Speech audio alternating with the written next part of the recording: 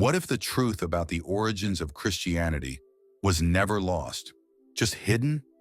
What if a sacred book, older than the Bible you know, holds secrets so powerful it had to be silenced? Today we uncover the shocking truth behind the banishment of the Ethiopian Bible, a text kept safe for centuries, but intentionally pushed out of sight. From ancient empires to modern-day conspiracy, from lost books to forbidden knowledge, this is the story of a Bible that refused to be erased. This is the story of the Ethiopian Bible. The Ethiopian Bible isn't just a variation of the Christian Bible. It's older, it's richer, and it's vastly more complex. While most Western Bibles contain 66 books, the Ethiopian Orthodox Tewahedo Church preserves a canon of 81 to 88 books, depending on the manuscript. And within these pages are books banned or lost from Western canon. The Book of Enoch, the Book of Jubilees, the Ascension of Isaiah, and more.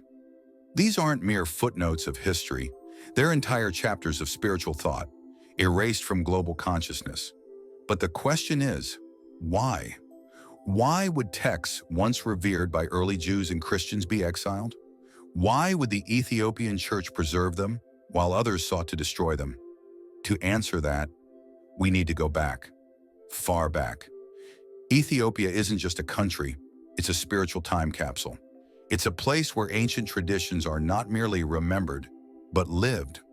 This is the land where, according to Ethiopian tradition, the Queen of Sheba journeyed to visit King Solomon, and from their union was born Menelik I, the first Solomonic emperor of Ethiopia.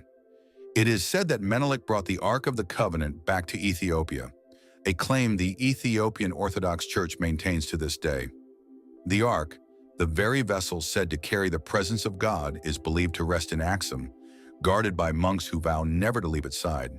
But Ethiopia's spiritual legacy doesn't end there. Centuries before Europe embraced Christianity, Ethiopia had already declared it the state religion, in the 4th century under King Ezana. It was one of the first Christian nations on earth. Its people spoke Ge'ez, an ancient Semitic language older than Latin. Its monks chanted psalms long before the first cathedrals rose in Europe. Its churches were carved into mountains hidden in stone, and most importantly, it preserved a sacred library untouched by Rome or Constantinople. So what happened? Why do you read a 66-book Bible while Ethiopians read nearly 90? The story begins with power and fear.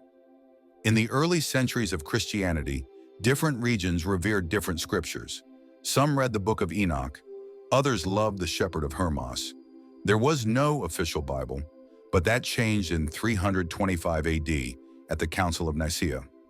Called by Roman Emperor Constantine, the council sought unity, not just of faith, but of political structure. A unified empire needed a unified religion.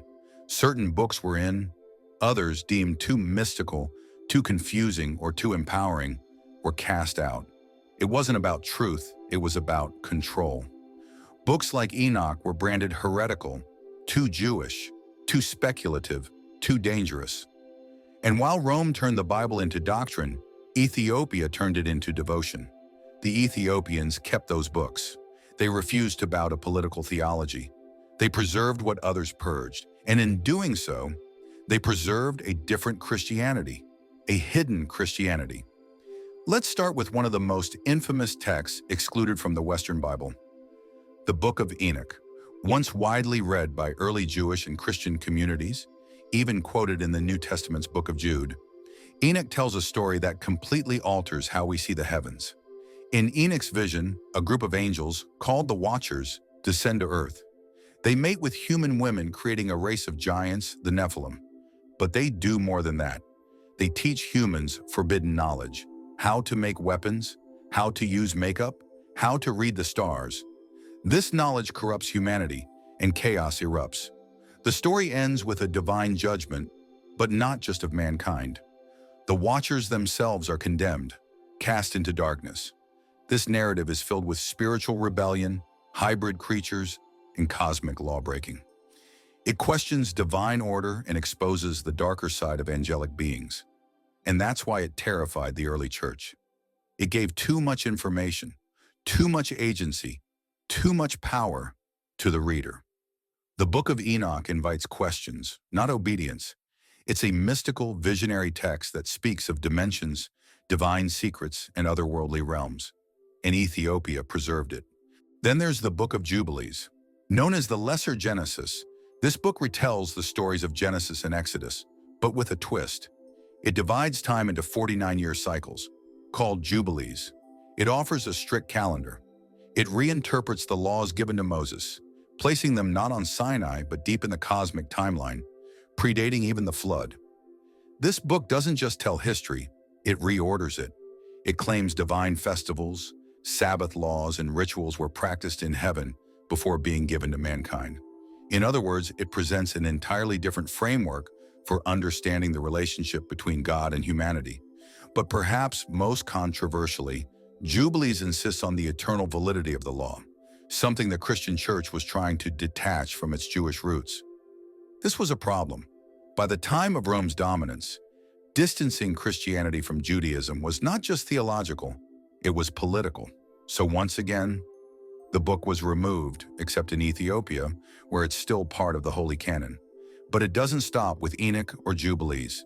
The Ethiopian Bible includes the Book of the Covenant, the Book of the Mysteries of Heaven and Earth, the Ascension of Isaiah, and many more. Each of these texts contains revelations that challenge the linear, edited story we've been told. Take the Ascension of Isaiah.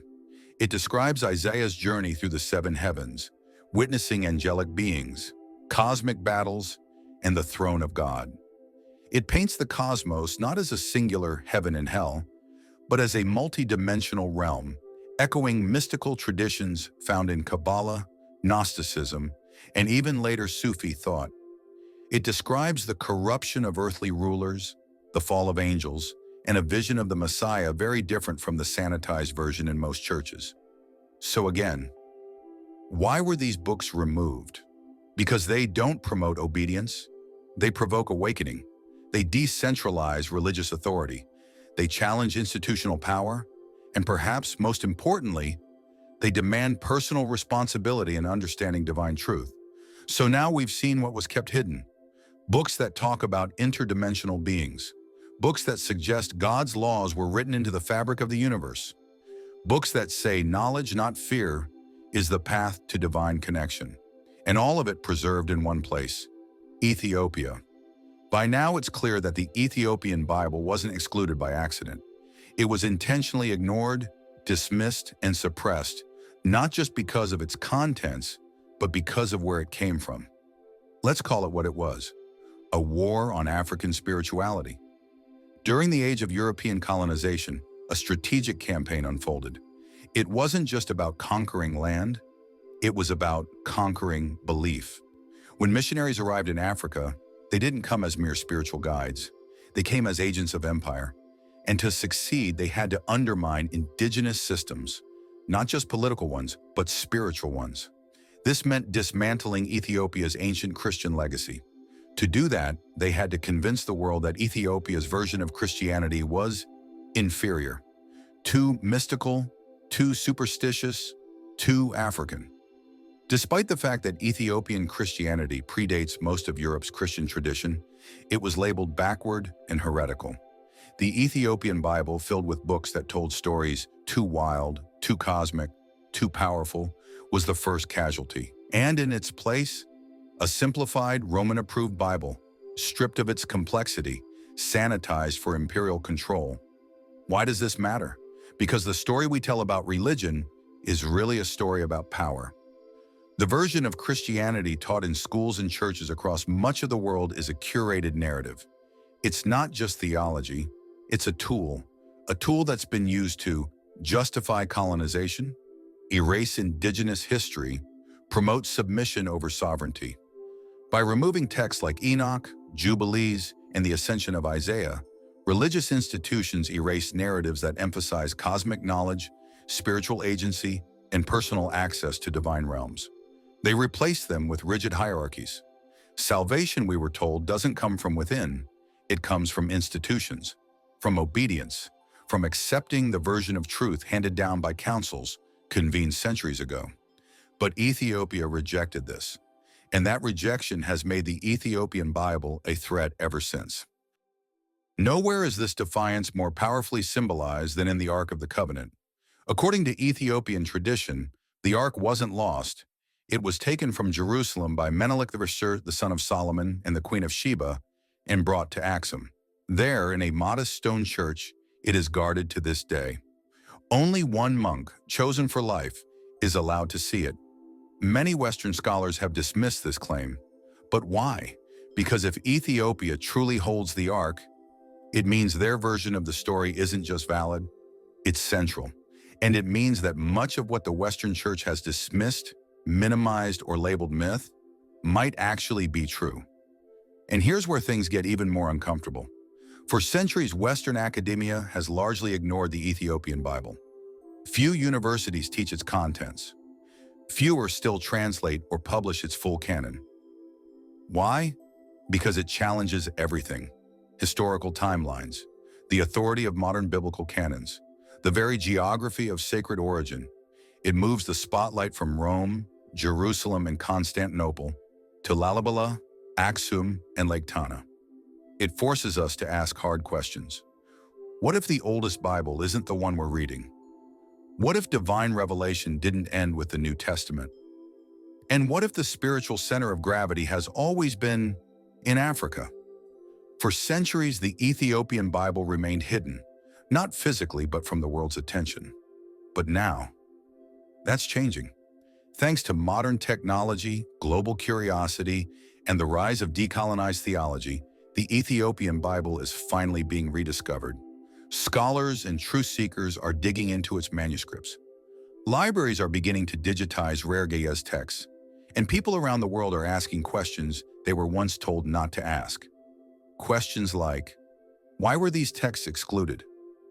What are they trying to teach us? And who decides what's canonical anyway? In universities, seminaries, and online communities, a spiritual reawakening is underway. And at the heart of it is Ethiopia.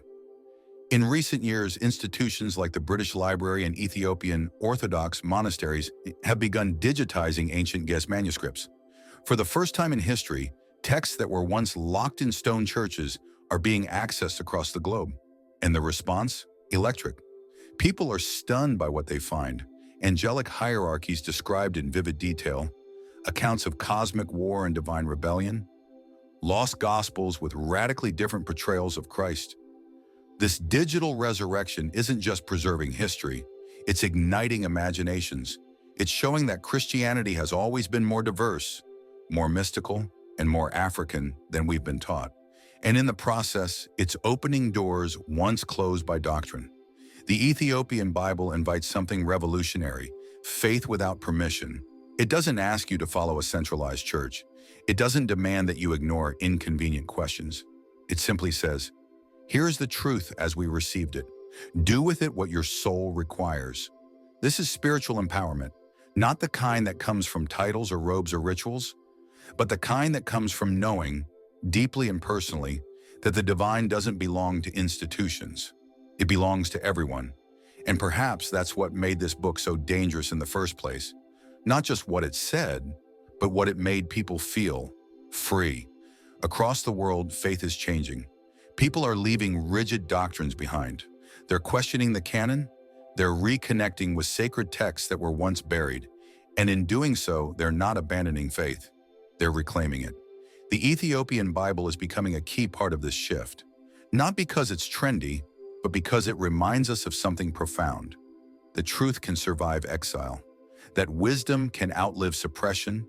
That what's hidden can always be found again. So what do we do with this knowledge? Do we dismiss it as legend? Do we fear it because it's unfamiliar? Or do we listen? Do we open our hearts to the idea that the sacred is bigger than we imagined? That maybe, just maybe, the Bible you were never meant to read is the one you need the most? Because sometimes truth isn't destroyed.